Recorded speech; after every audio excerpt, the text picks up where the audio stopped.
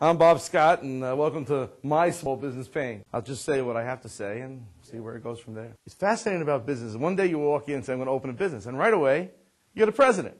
Who elected you president? You elected yourself president. What? Do you know everything about finance, marketing, operations, system development? Are you an HR person? That's a fundamental weakness in small businesses. You know, we assume that because it's our idea or we know something about it, that we're the best at it. And the truth is, it's seldom the way life really is. I've been robbed at gunpoint. I've had employees steal from me in large amounts of money. I've had false friends that turned out they were only interested in their own future and whatever money they can get out of it. So I've experienced it all. And when I go in to meet a client for the first time, there's really nothing they can tell me is going to shock me, that they haven't done this or they haven't done that properly, because I've been there and survived it, and so can they. We can fix it. But I need you now to get realistic. You know what the difference is? The difference is talking about war and being in war. You know what I mean? You can have all the theories that you want, but as soon as the bullets start flying, man, you are in a whole different world. The same thing with business, because the truth is, theory and real world part ways, right? Real quick. And all of a sudden, when you can't eat and you can't pay your employees, you realize how quick they'll hate you. It's not going to be, oh, wow, Bob, we understand, you know. Forget it. They're gone. They're dead. Customers will flee to the competitors. Your vendors will stab you in the back. Your banks will shut down your credit lines. Boom, boom, boom, boom, boom. Real world. The road to riches in this country is independent businesses, but the part they don't tell you is how very few make it, right? So the message I try to give them is, well, wait a minute. You don't have to do this alone.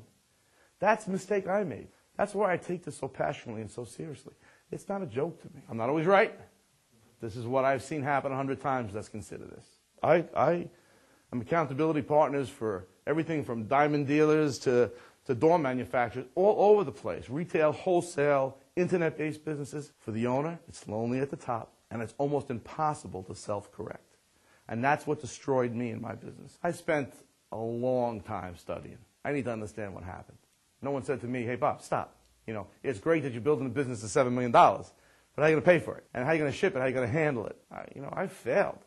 And there was a time I would never even admit that. I wouldn't even admit that I failed. But you know what? I failed. I'm proud I failed. Because if I didn't fail, the 99% of the world that never even tries has no right to have an opinion about me or about you.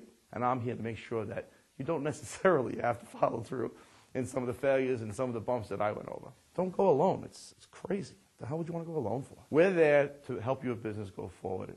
My dream is to build this thing so that it can touch the maximum amount of people, and we can take their businesses to the next level, even if it's just out of crisis into typical.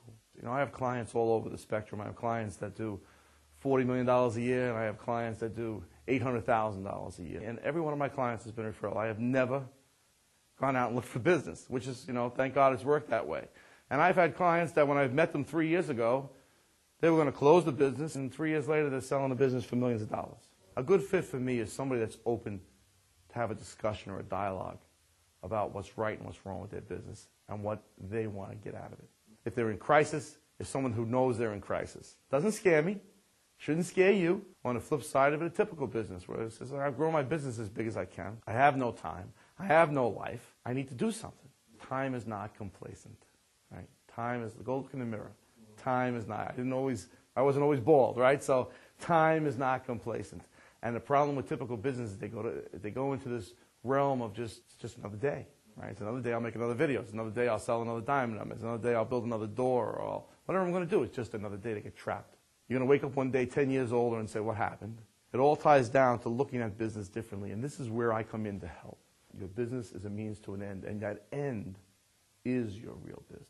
Being able to turn around one day and say, I'm free. I've seen hundreds of examples of things that people do right, and hundreds of examples of things that people do wrong. Once we have a clear picture, I'm all for the charge. Let's go make it happen.